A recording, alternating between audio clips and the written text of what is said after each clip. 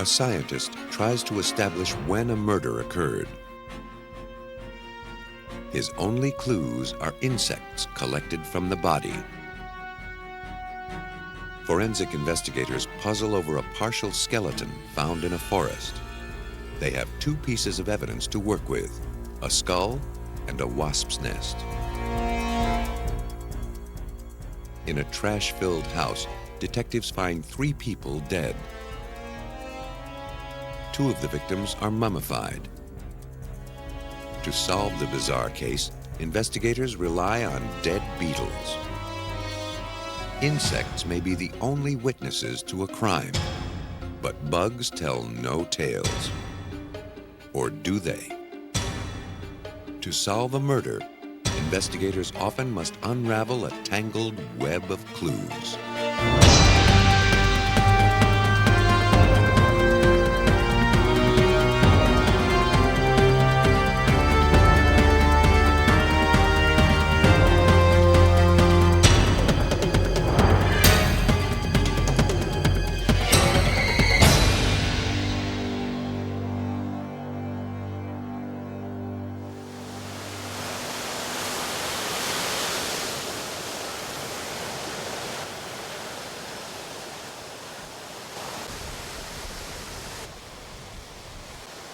Sun-kissed Hawaii is a vacationer's dream. Sand, surf, and balmy temperatures lure tourists by the thousands. But life in paradise can have a seamier side.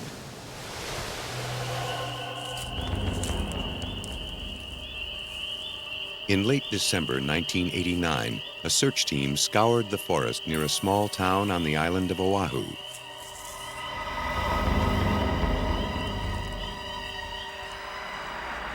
They were looking for clues in the disappearance of 32-year-old Roxanne Tandal. Family members were concerned because Roxanne hadn't shown up for work and no one had heard from her in days.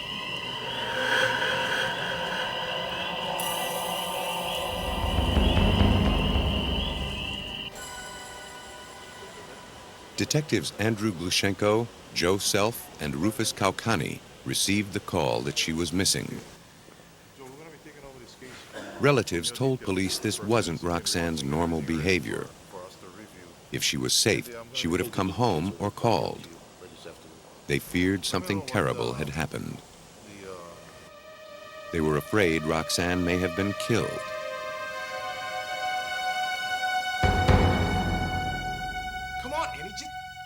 Neighbors believed that she had a violent quarrel with estranged husband Benjamin shortly before she disappeared. The couple were about to be divorced, with Roxanne gaining custody of their 2 sons. Neighbors heard loud noises and several thumps coming from Tandal's house. Suspicion quickly fell on Benjamin Tandal. Although Benjamin had appeared in person to report Roxanne's disappearance, Detective Kaukani thought Tandal's subsequent behavior was odd. What was kind of suspicious about the report that was made by the husband at the Kahuku police station is that the officer asked for an identification, a photograph of her, so they could, pass it around. Instead of taking a photograph and taking it back to the station, he picked up clothes and he went to Wailua, which is probably another 20 miles, 15 miles away, to wash clothes. And that's kind of not indicative of somebody who's caring and concerned about a missing person. All right, Dave. Suspicious that foul play might be involved, police obtained a warrant and searched Roxanne's home. If Roxanne was alive, perhaps they could find some clues to help locate her. If Benjamin had kidnapped or killed her, they needed evidence to prove it. Investigators brought with them a Luma light, a device that makes blood and fingerprints visible. The operator's goggles cut through the glare of the bright blue light so he can pick out clues that would otherwise go unnoticed. The light revealed a fine mist of blood droplets on Roxanne's ironing board and in her bedroom. See? Those smears? Yeah. Just like we thought. The search for a missing person suddenly became a murder investigation.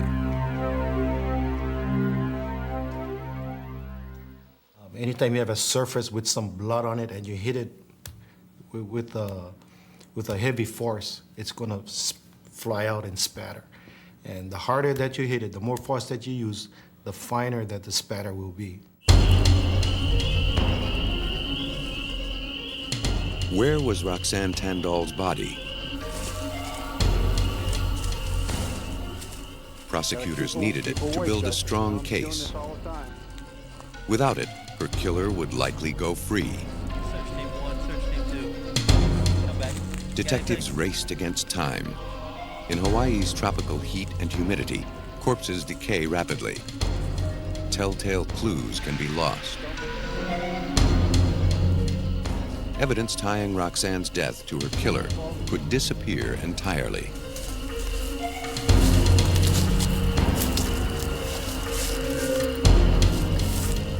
A major break in the case came on New Year's Eve, 1989, 2 weeks after Roxanne's disappearance. Hey guys, I think I found something over here! Searchers found the body of a human female. She had been wrapped in 2 blankets, both tied securely by fabric strips. Marks on the body suggested she was strangled and hit forcefully on the head. We found our victim. She's about a quarter of a mile south. Although her face was blackened and her body swollen, family members recognized the remains as Roxanne's. It's going to be about 5:30.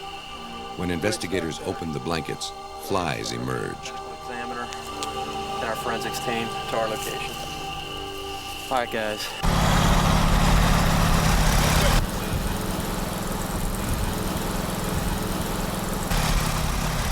The next morning, detectives called University of Hawaii entomologist Lee Goff, one of the most respected insect scientists in the United States.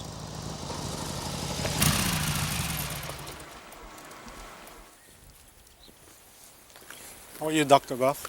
Detective Glushenko. This is Detective Rufus Kalkani. He's a Hi, lead Doc. investigator. Like it or not, insects are mankind's constant companions, thriving alongside us throughout our lives and well afterward. As a forensic consultant, Goff turns the abundance of insects to his advantage. His specialty is using bugs as a kind of biological stopwatch. If detectives hoped to tie this murder to Benjamin Tandal or to anyone else, they needed to get some answers from the bugs. Give them a chance to come back in and start feeling comfortable. Okay. Goff would act as their interpreter. Really, when you're dealing with insects, you're looking at the largest group of animals that are on the face of the earth, the largest single group. A conservative estimate, very conservative, would give you 750,000 described species, and in reality, I think it's probably much closer to 1 million. Insects compete with us for food and shelter. At death, we may actually become their food and shelter. That's what Goff counts on. When he arrived at the crime scene, Goff was careful to collect all the insects he could. He snared flying bugs in a net. Others he picked off the body with tweezers. Goff would use the flies to pinpoint when the victim was killed. Because insects live, grow, and die in predictable intervals, their life cycles can be precisely timed out, sometimes down to the hour. And in order to figure out the actual time of death, you have to have as complete a collection as possible of all of the insects that you find on the body.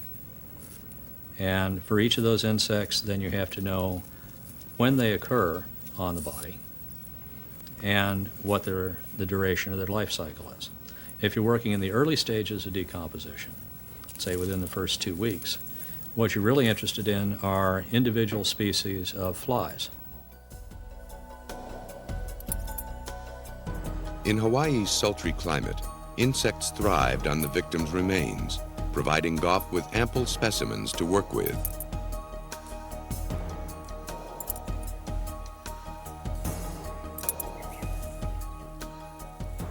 You look for the most mature specimens that are there, but you try and get a general sampling of everything that's on the body, either on wrappings, clothing, or actually on the surface. Then as the body is removed, you want to look at what's crawling around on the soil underneath the body, because very frequently, especially as decomposition progresses, you find that the center of arthropod activity shifts from the body itself to the kind of interface between the body and the soil. So you'll have a lot of things present there that are very significant in your estimation that aren't going to actually be on the body. Goff studied the samples at his lab at the University of Hawaii. After the female fly lays her eggs on a dead body, larvae soon develop. They're commonly called maggots.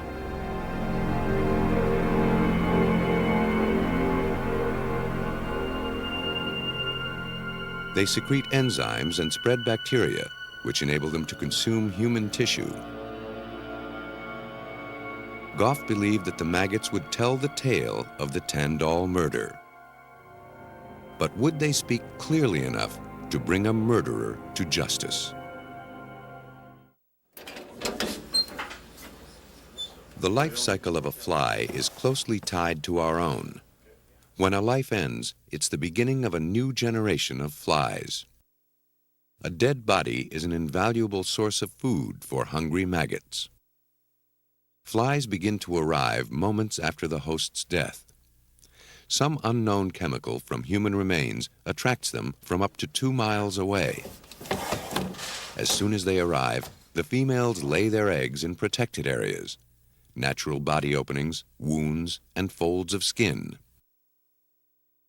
Generally here in Hawaii, the species we deal with, you're looking about 12 to 18 hours between the time the egg is laid and the egg hatches. Then you have your maggot. The maggots then congregate, and they feed together, they form this mass, and they're going to move through the body together. So in any given mass, because not everybody lays their eggs at the same time, you may have maggots of several different species and quite frequently different age classes. As they mature, maggots pass through 5 stages that entomologists call instars. From infant to adult takes several days to several weeks, depending on species and environmental conditions. Figure out what species is invading a body at a crime scene, observe the particular stage of its development, and you can trace an insect's short life back to the time of death of its human host. Lee Goff did just that to determine precisely when the victim was murdered. Armed with that information, police could check the alibis of any suspects. The initial analysis showed about 10.5 days of insect activity. I knew it was longer than that. I knew there was a fair amount of literature that would back that up.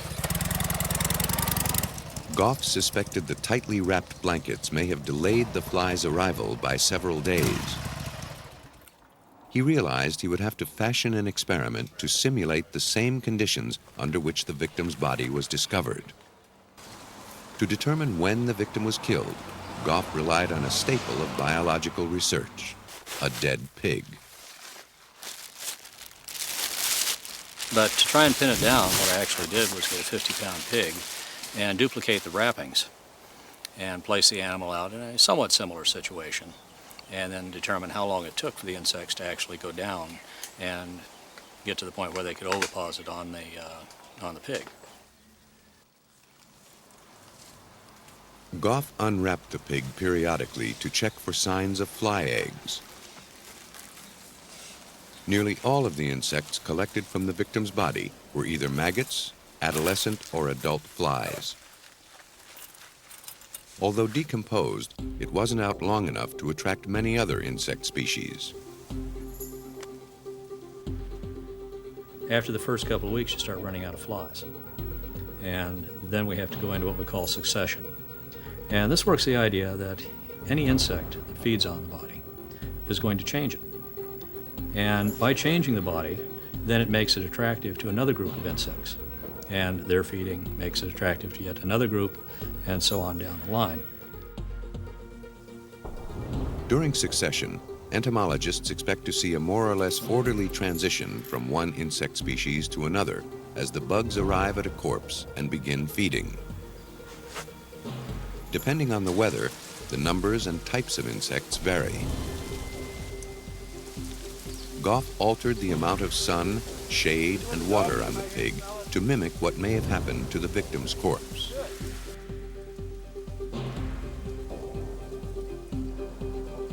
But how long did it take for the first egg-laying flies to arrive? Goff didn't need to wait long for an answer. He observed the first flies on the pig carcass 2.5 days after it was left in the open, wrapped and bound. Goff added the time observed during the pig experiment to his initial time of death estimate of 10.5 days. He was convinced the victim was murdered no fewer than 13 days before her body was discovered on December 31st. Those extra 2.5 days made all the difference.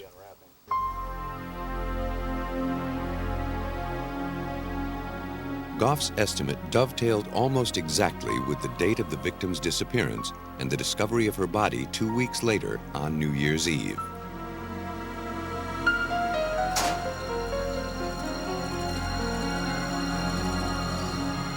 Neighbors told investigators they last saw her in the late afternoon of December 17th.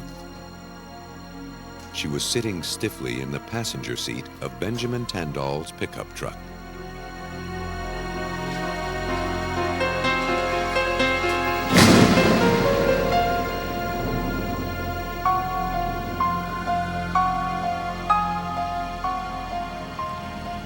Brought in by police for questioning, Benjamin agreed to take a lie detector test. He failed. Then he asked for an attorney.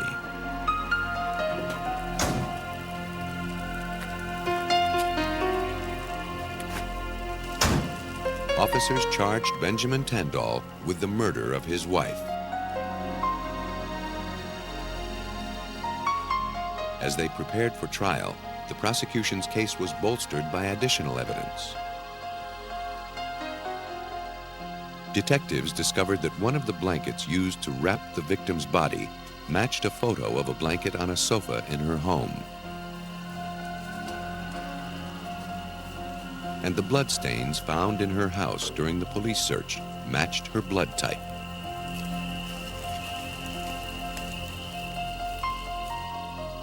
Benjamin Tandal was tried and convicted for the murder of Roxanne Tandal.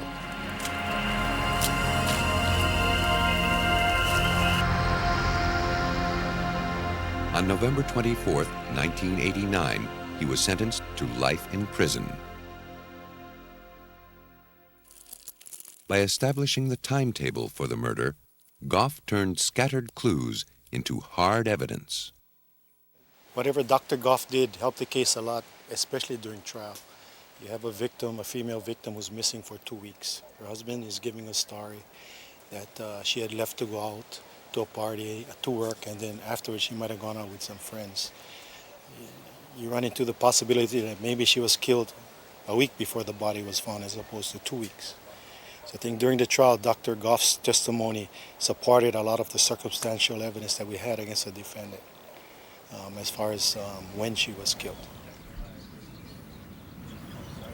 The bugs had spoken, and their wordless testimony allowed a committed team of investigators to bring a killer to justice. Elsewhere, thousands of miles away in the Tennessee mountains, insects helped identify a missing person. A young man on a walk stumbles upon bones that were picked clean. Nearby, a weathered skull held the clue that would help investigators make sense of the jumbled remains.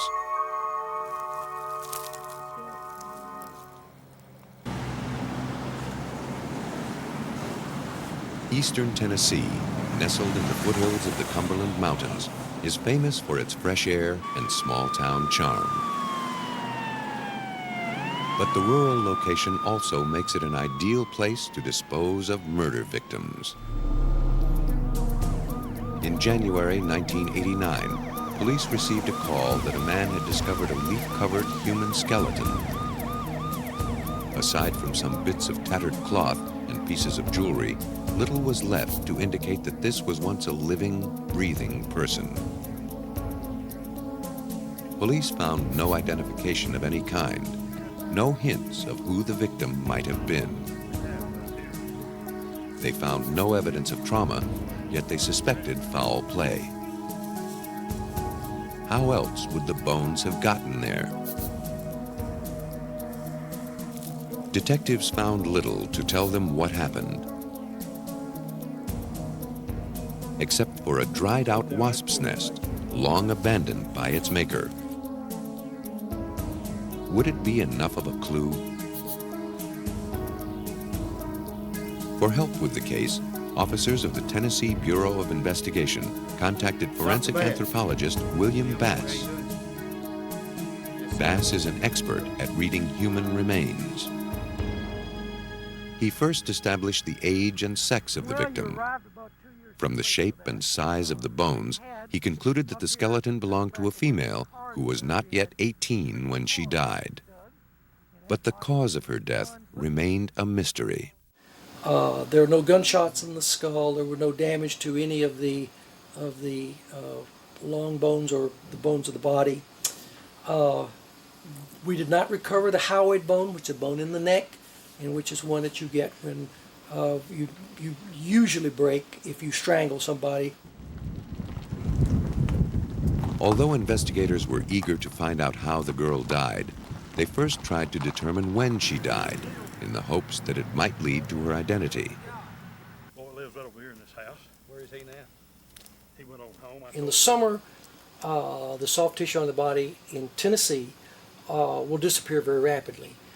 You can go from what you and I are now to a complete skeleton in only about 2 weeks in July and August in Tennessee. If you die in the winter, it takes longer. But if you die in the winter, by the following spring or summer, the brain would have decayed and the cranial vault, which is the inside of the skull, cranial vault would be dry by that time. At the crime scene, Bass looked at the wasp's nest. Knowing when it was made would help them pinpoint the victim's time of death. Wasps need a dry place to build their nests. Bass surmised the skull must have been on the ground for several months before it dried enough to become a suitable home for the insects. So what this tells me is, in January, when this skull was found, with a wasp nest in it, that individual had been dead and the skull dried the previous summer, because this is when this wasp nest at least was built. To confirm his findings, Bass contacted forensic entomologist Neil Haskell to help him identify the victim. Haskell consults in criminal investigations all over the U.S. Like all insects, wasps live, breed, and die in predictable patterns. In Tennessee, they begin nest building in late April or May. By summer, the nest bustles with activity. Then, when the colder weather comes, the wasps die back. The cycle starts over again the following spring. Knowing this life cycle of this particular group of wasps enabled us to come up with a minimum time of the year that it took the wasps to build, plus another 6 to 8 months for the skull to become cleaned and dried. In order for the queen wasp to have made her home there, the skull must have been completely dried out by spring 1988. Prior to the wasp's arrival, a brigade of egg-laying flies and carrion beetles must have foraged on the body and cleaned the skull late in the summer of 1987. Both Bass and Haskell concluded that the young girl died no later than midsummer 1987. We coupled the developmental time of the wasp plus the normal insects that eat this carrion and came up with an estimate of at least a year and a half prior to finding this the skeletal remains that the person probably died. Now that was a minimum time. It could have been a little longer. In reality, it turned out that the body had actually been out there since February of 2 years prior to the time we found the remains. The wasp nest had given investigators the information they desperately sought. Once they knew how long the girl had been dead, they began their hunt for her identity. They narrowed their search to teenage girls reported missing in 1987. They also took note of the jewelry found near the body. Investigators pulled a report detailing the disappearance of a young girl. In a photograph attached to the report, she wore some of the same jewelry found at the crime scene. The girl's name was Michelle Denise Anderson. She was 15 years old when she disappeared. Denise was last seen at a party on January 9th, 1987. When she didn't come home the next day, her mother reported her missing. Until police knew more about her disappearance, they considered Denise a runaway. Investigators had solved only part of the mystery. They knew Denise's name, and because of her age and the condition of the bones, that she was healthy when she died. They are convinced Denise was murdered, but they still don't know how. And no one has ever been charged with her murder. The case remains open. The investigation continues.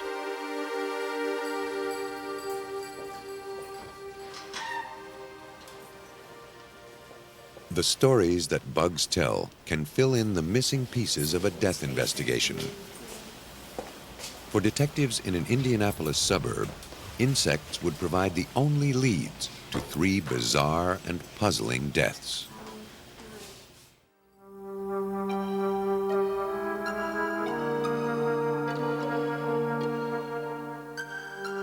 Counted in the trillions, insects vastly outnumber any other creatures on Earth. Florida tropical biologist James Kastner has been studying bugs for 25 years, and the field is definitely growing. Well, approximately 10 years ago, the estimate of total insect species in the world was maybe 2 to 3 million. More recently, there's been work done in the rainforest with fogging the treetops and a canopy, and this has now raised the estimate of total world insect species to 30 to 40 million. Insects usually go unnoticed or are shunned altogether. They're maligned for spreading infection, destroying crops, and otherwise making life miserable. But without carnivorous insects and their appetites, the carcasses of dead animals would remain where they fell until bacteria consumed them. Not everyone finds bugs distasteful. Studying insects and other so-called lower life forms is nothing new. It's just becoming more widely practiced and providing better information. Forensic entomologist Jason Bird believes insects have a lot to teach us. Forensic entomology has been around since 13th century China. It's been used extensively in Europe and Australia, and apparently it's pretty slow to catch on in the United States. It's really only had its current widespread use since the 1950s, and just within the past 10 years alone, it has enjoyed a resurgence of popularity. Despite its obvious benefit to criminal investigation, forensic entomology is not a field of study sought out as enthusiastically as medicine or law. The ranks of forensic entomologists are slim. At most, a few dozen insect specialists in the United States regularly assist with murder cases. People see bugs not as partners, but as pests. Unfortunately, most people treat insects as something creepy and something to recoil and be afraid from. And most of this is a cultural prejudice or just not understanding what insects are all about. I think anybody who takes the time to study insects and to learn how they live, learn the extremely interesting behaviors that they show, can't help but become interested in them, if not enamored with them. The benefits can be many to those detectives willing to overcome their distaste for bugs. Insects can make or break an investigation. That's the message brought on this day by insect scientist Neil Haskell, who has come to Wilmington, North Carolina. His mission is simple: to introduce law enforcement to the exotic world of bugs and their ability to crack difficult cases. The ultimate goal is to acquaint the law enforcement folks, the crime scene investigators, and coroners, medical examiners with first of all, the importance of using entomological evidence in death investigations. Second of all, to train those investigators how to collect, recognize and collect the proper specimens, and then how to preserve it and how to ship it and transfer it to a qualified forensic entomologist for evaluation analysis. Although insects can't communicate in a conventional sense, their behavior on a dead body can speak volumes to those who know how to listen.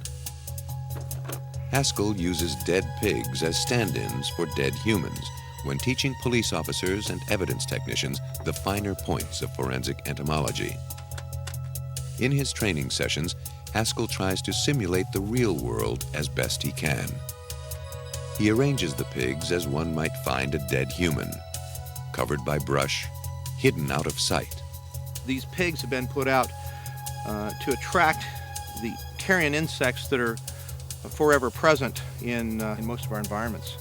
And it has been successful because we do know that under these carcasses we're going to be finding some fly larvae that have infested the carcasses. And this is what we would find on human remains that have been out for a period of time. Haskell's class is no place for the squeamish, but the things his pupils see here are no worse than what they're likely to find in a real murder investigation. It's time for their next lesson: collecting maggots. We're collecting some of the maggots as preserved specimens. We're also collecting some of the maggots as live specimens. We had the liver that we're going to be growing them on in what we call maggot motels.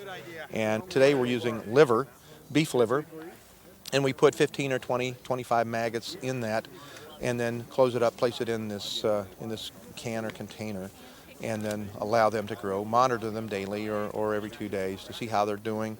And then then we can eventually they'll grow to adults, and then we can make positive identification of those specimens. Female flies are the insect's first strike on a corpse. If something dies, they'll find it. When a female arrives on decomposing remains, she goes into an egg-laying frenzy. The maggots are the result of the attraction of the chemical smells that are coming from the body that attract the adult flies in. Now the flies have developed and evolved over centuries to select out this specific, very specific kind of food, the rotting tissues of dead animals. Yeah, we don't want to maggot motel ready too? Yeah. Not all the fly offspring will survive, but the mother has given her ravenous young a fighting chance by choosing a ready source of sustenance. Get it this way. We got to come around from the other side. This female will deposit anywhere from 150 to maybe up to 400 eggs in a clutch, seeking out sites of protection such as the nose, nasal area, mouth, and eyes. Those eggs will then go through a period of time when they will eventually hatch, a few hours to a day or two depending on temperature. The eggs will hatch into first-stage larvae, which will grow and develop for a few more hours and then shed their skin and go through several more changes. As maggots grow, so do their appetites. During their first 2 stages, they never stop eating. The individual maggots form a large mass that eats and moves as one. And while they're in this maggot mass configuration, temperatures within this mass will climb very, very high, 15, even up to 20 degrees centigrade above the normal outside air temperature or ambient temperature. Back in the lab, Haskell examines the mass of maggots. The particular stage and rate of growth of the larvae will provide investigators with a good idea of how long a body has been left in the open. The maggots act as filters. They can be tested for chemicals and drugs they may have picked up from their host. For those of us who know how to listen, insects can be vocal witnesses to the circumstances of a person's death. In November 1987, residents of a middle-class Indianapolis suburb phoned police. They were worried that they hadn't seen their elderly male neighbor for a number of days. He lived there with his invalid sister and aunt. Police arrived at the house. When no one answered, they entered. The house was a complete mess. Investigators found refuse of all sorts in the kitchen: unwashed dishes, uneaten meals, discarded silverware, and empty packages.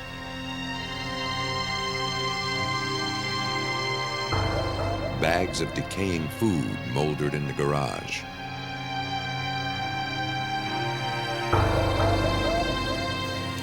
Then police found the homeowner, collapsed on the living room floor, apparently dead for some time. Not certain what they were facing, investigators called for backup. As more detectives arrived, neighbors began to congregate.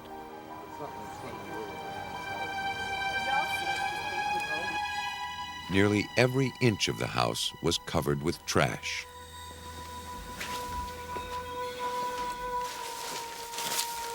Police wondered what kind of person could live like this.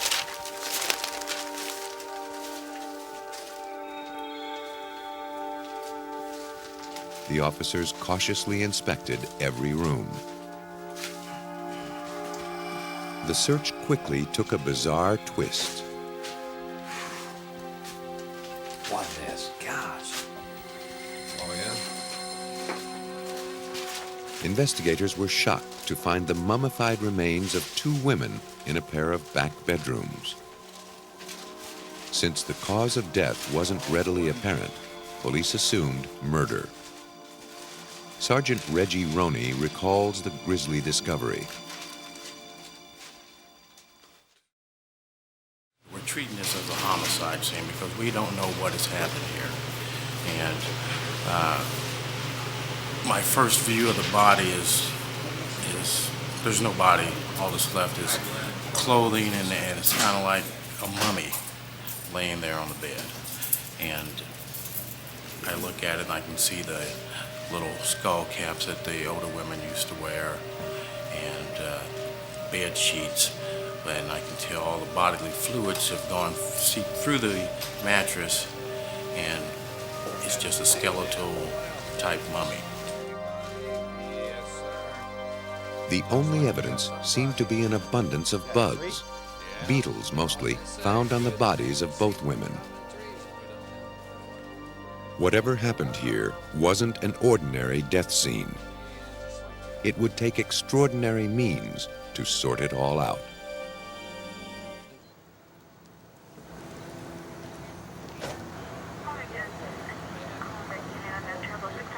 Investigators on the scene of the triple deaths faced a double mystery. How did the victims die, and how long had they been dead?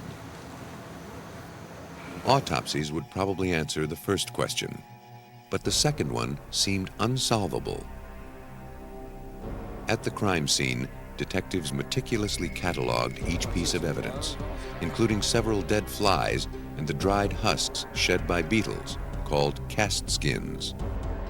Each insect type was a valuable clue, but investigators weren't certain how to read the evidence.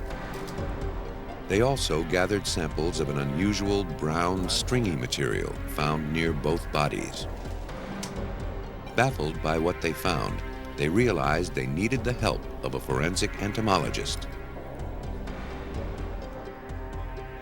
They called on Neil Haskell. he met members of the Indiana University Medical Center Forensic Science team at the morgue for an autopsy.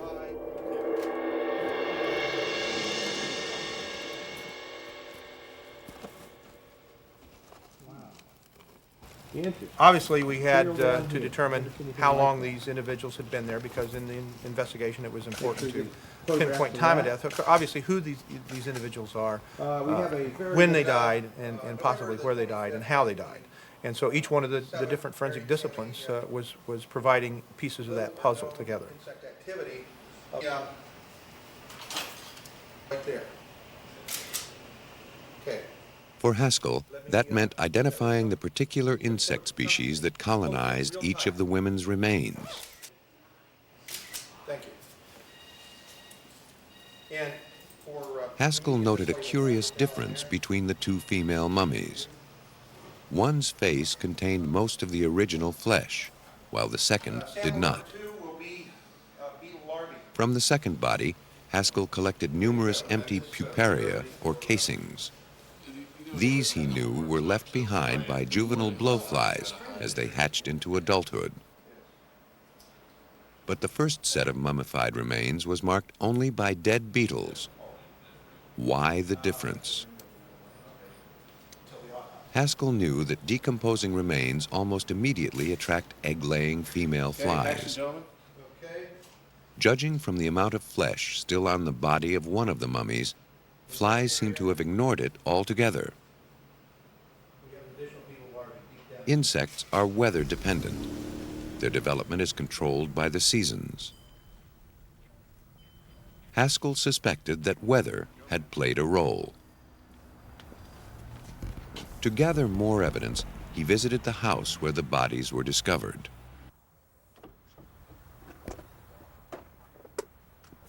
In both bedrooms, he found beetle cast skins. But in one bedroom was an abundance of intact, dead beetles. In that room, he collected specimens of 3 different species. the blinds had been pulled down. They were down, but behind those blinds, as I raised the blinds and searched the room, there were a couple hundred adult dried beetles that had come from the body and had tried to reach the out of doors and gone to the windows and could get no further. And so they died on the windowsills. Haskell was still puzzled by the pencil shaving-like substance found next to the dead beetles on the woman's body. At first, he theorized it was a kind of fungus. Then he remembered that a similar material had been found on a body in Copenhagen, Denmark in 1962. In his laboratory, Haskell put the substance under a microscope. As others had in the Copenhagen case, he identified the substance as beetle feces, excreted by the larvae. The feces is associated with remains that have been mummified for long periods.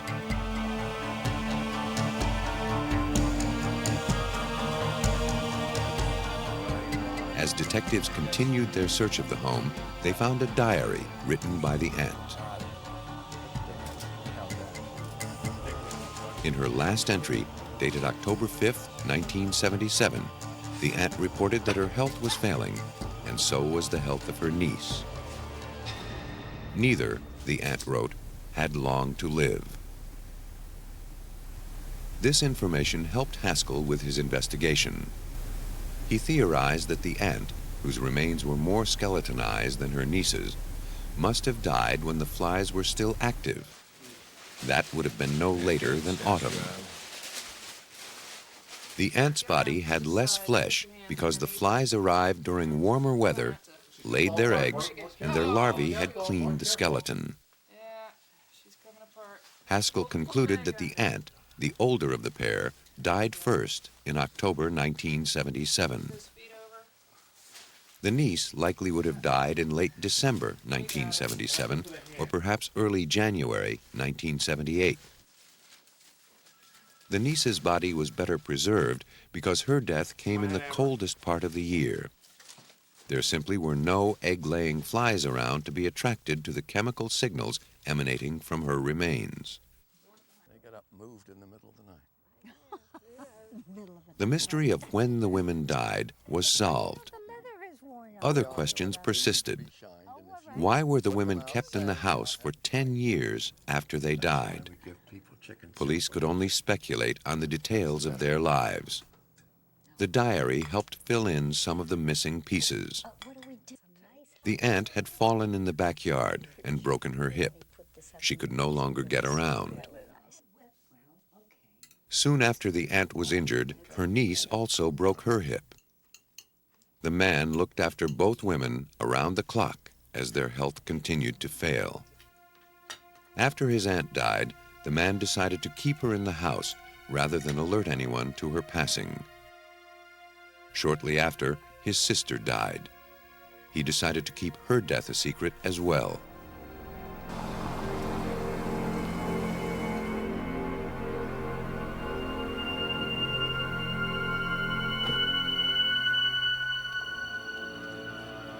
He managed to maintain the charade for 10 years. To avoid being discovered, he always ordered enough groceries for 3 people. He refused to allow the delivery person to bring them into the house for fear the smell would be noticed.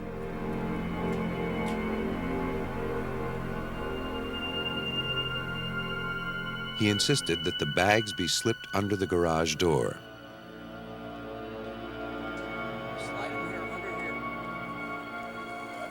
That explained the sacks of uneaten food rotting in the garage.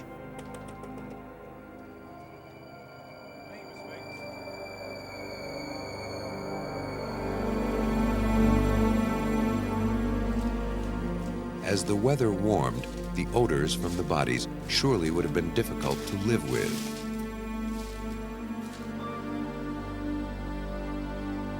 To the neighbors, the man was friendly enough, but he kept them at arm's length. When asked about the health of his aunt or sister, he'd be non-committal. Sometimes he'd complain that the women were keeping him up all night, or give details of their failing health. Remarkably, the neighbors kept their distance and never set foot in his home. As detectives investigated further, the final piece of the puzzle fell into place. They discovered that the man received at least $140,000 in fraudulent Social Security checks after the women's deaths. But that may have only been part of the reason. Perhaps the decision to keep the bodies was motivated more by compassion than greed. He had cared for them so long and looked at them and looked after them 24 hours on a daily basis. I think that he just probably couldn't bring himself to give up his loved ones. No charges were ever filed in the case of the Indianapolis mummies. The trio's deaths were officially recorded as due to natural causes. Before they died, they named their church as the beneficiary of the estate. The Social Security money owed to the government was partially paid back by the sale of the property.